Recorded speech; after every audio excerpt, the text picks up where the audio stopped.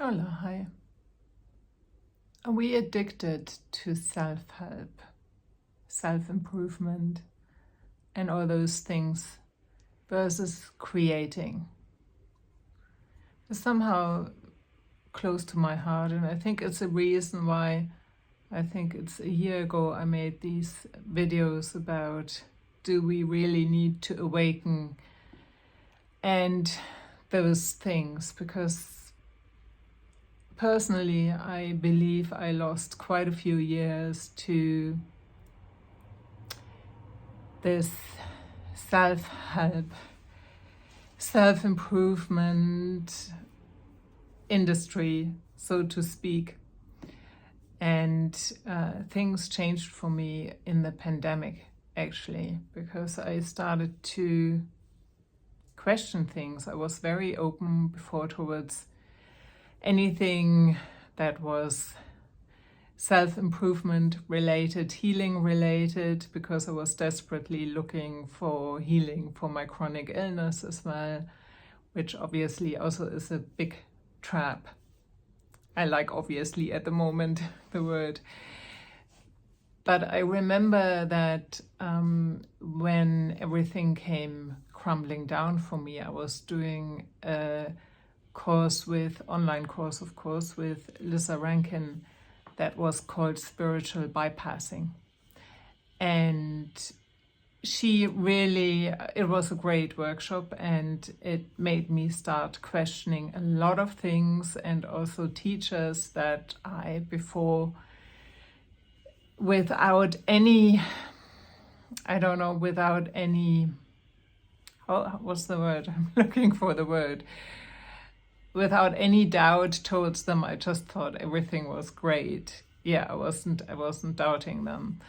So I became a little bit more, not just a little bit more, I became more mistrustful as a consequence. And for me, that course was pulling the rug out underneath my feet. But I also believe it was very necessary. I started to look at things differently, and maybe I went a little bit afterwards towards the other direction, where I just couldn't see anything of that was related to self-help, self-improvement, calling itself spiritual. And I think now I'm swinging maybe more into the middle again, but I think it's about discernment. And later I found that that was also really very important, and still is, for my healing journey. I found Dr. Ramani, healing from narcissistic abuse, and part of me really would have wished, coming from a family where those things are quite obvious, I guess, which I didn't know for a very long time. I wish I would have found that when I was 30. And when I was 30, I still was doing a lot in the self-improvement area, and I didn't have a clue about toxicity and all those things. And I think for me, really something like what Dr. Ramani is doing, or trauma-informed therapy, for example, would have been much more helpful than self-help. And I just can see that people who have been brought up in circumstances that weren't ideal, and that's probably 99% of us, that this drive to become a better person, to finally be approved or to finally be accepted, especially when we are not aware of it, can really pull us into all those different self-help, promises. Oh, do this and then you're going to be this happy, fulfilled person, or do that and you're going to be healed. And it feels so promising, I guess.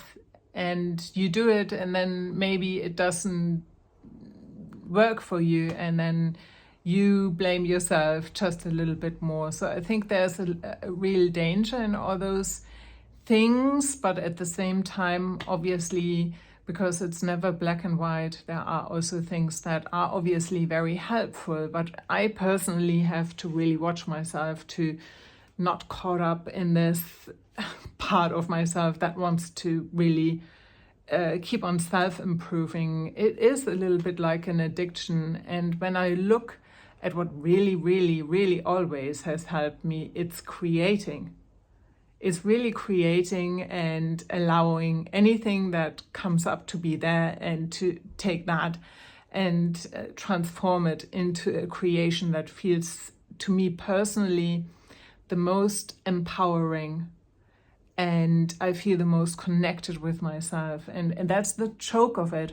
I think also what's important about this, I would like to say, is it's about creating because you want to self-express, you want to express yourself, you want to create something, and you're not doing it to self-improve, to fix yourself. That's, I think, the huge difference. If you do that, then it just becomes another method for improving on yourself. So it's tricky, but I think that creating and allowing as a byproduct, maybe healing, is the way to go, or maybe a little bit healthier. And so I do see a danger in this whole area. I know that a lot of people make a lot of money with it.